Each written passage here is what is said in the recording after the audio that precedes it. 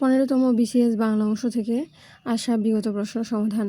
Wisdom শব্দের বাংলা অর্থ হলো প্রজ্ঞা। যে ভূমিতে ফসল জন্মায় না ঊষর। অপমান শব্দের উপসর্গটি কোন অর্থে ব্যবহৃত? এটি বিপরীত অর্থে ব্যবহৃত। শব্দ বানান শুদ্ধ বানান হলো মুহুর্মুহু। ময় উকার, হয় উকার, ময়রে উকার, হয় উকার, অর্থাৎ মুহুর্মুহু বানানে সবগুলোই উকার হবে।